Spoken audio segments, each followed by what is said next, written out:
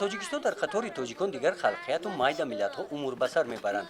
аҳолии маҳаллӣ яке аз ин майда миллатҳоро ҷугӣ ё лулӣ меноманд. дар минтақаи Кӯлоб ин майда миллат муқими ноҳияи восеъ буда дар се деҳа зиндагӣ доранд. деҳаи Тугарак, маркази ҷамоати деҳоти Тугарак, ана ин гӯшаи деҳа маҳаллаи лулинишин аст. меҳмони оилаи ин майда миллат мешавем. хай навози ман мерам дари хона, худат мегӯй ки ту кӣ? ман мегӯм ҷугӣ. чӣ ба ман қаҳром мекуна? қаҳром намекуна. ориф дар маҳаллаи лулиён раиси маҳалла мебошад. шахси босавод аст, маълумоти миёна дорад, хизмати ҳарбиро ҳам адо намудааст. аз рӯи шиноснома миллаташ сиган навишта шудааст. ҳамун сиган қати ман армия рафтам, документам сиган омад ва ин билетам ҳам мухел омад. мора авлод ном мебаранд, ҳая хелеш ҷугӣ ном мебарад. ман ҳеҷ вақт қаҳром намекуна, ҷугӣ буга ҳеҷ вақт қаҳром намекуна, ё ки авлод бугам қаҳром намекуна. бисёри вақт ҳозиро бана ҷугиам чӣ кам шидаги авлод. дар бораи кӣ будани ин майда миллат ба гузаштагонашон аз куҷо ба ин сарзамин омаданд маълумотҳо мавҷуд нестанд. мегӯянд ки ин қабила аз ҳиндустон ба ин ҷоҳо куч баста омаданд.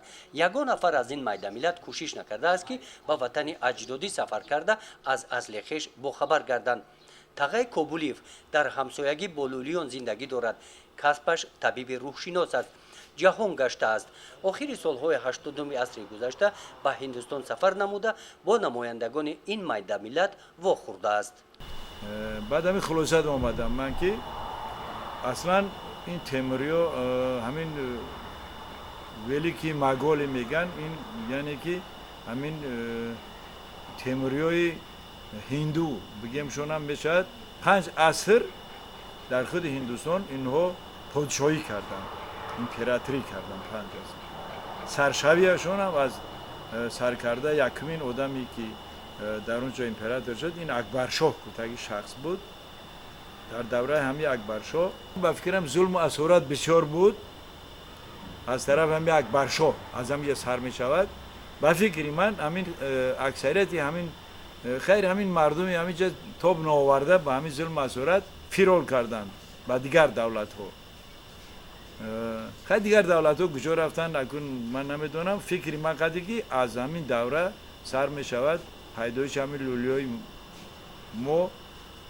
баъд омадан ба тоҷикистони мо лулӣ шуданд, ӯзбекистондаам ҳамин хел лулӣ, қазоқистондаам, қирғизистондам, онҳое ки россия дағалтиданд онҳо сиган ном гирифтанд. вале асосаш фикрам ҳамин онҳо мардуми ҳамин ҳинду ҳастанд, ҳиндус ҳастанд инҳо. дар бораи ин майда миллат аз китоби энциклопедияи советии тоҷик мо баъзе маълумотҳоро пайдо намудем. дар китоб навишта шудааст ки ин майда миллат дар осиёи марказӣ худро муғат оташпараст меноманд.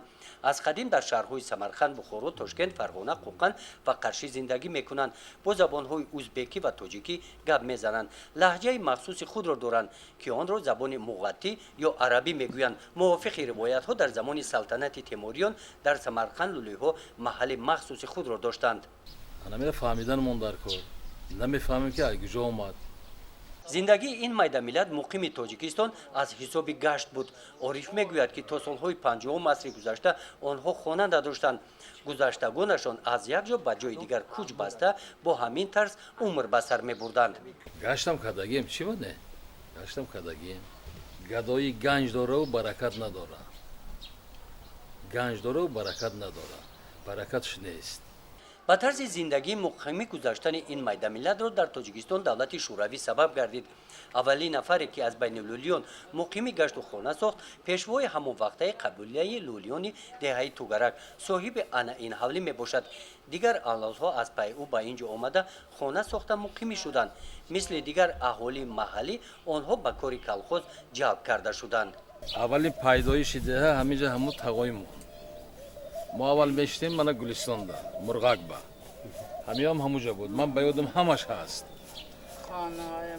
хонаҳои давлатӣ доштем.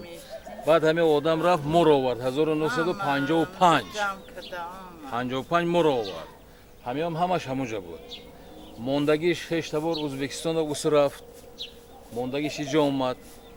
хай тарафҳо ҳама туғай буд, хӯруғиҳои калон буд. ҳамин одам обод кардагӣ. лӯлиҳои муқими тоҷикистон ба аҳолии маҳаллӣ пайравӣ намуда урфу одати онҳоро қабул карданд. дар эътиқод пайрави дини ислом ҳастанд. як хусусияти фарқкунандаи занони лӯлӣ ин аст ки онҳо хол доранд. баъзеҳо байни абрӯ рухсора бошад дар дасташ хол гузоштааст. қариб ки ҳамаи занони ин майдамиллат ҳамин гуна хол доранд. کلانا ماندگه وقتش دم هم آدم پیش ماندگه بعدم گوله کارم دیده بعدم خداشون خال میکماندن رنگم آچهاشون ماماهاشون وظیف شویم بودن حاضر نیست демократишавии ҷомеа ба тарзи зиндагии ин майдамиллат таъсир расонид.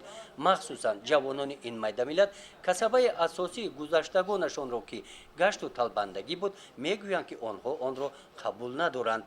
ҳамин шахсан ман ҳамин хонаводаро худам наимонам гашт карданӣ. ҳамин мехоҳам ки ҳамин сари баланд қатӣ ҳамин биёвем бихӯрем ака. ин хонавода ягонаш гашт намекунанд. шугурнаи ало зиндагӣ 100% ай. ягон камбудӣ нест. дар хонааш ориф ба чорводорӣ машғул аст. аз ҳамин шуғл манфиат мебинад. ҳамсараш бошад гашт мекунад. ба наҳояҳои минтақа рафта муиссар ҷамъ мекунад. нисфи рӯзӣ аз ноҳияи ховалин баргашта омадааст. агар гӯем ки имрӯз лӯлиҳо дигар гашту гадоӣ намекунанд, ин хато аст.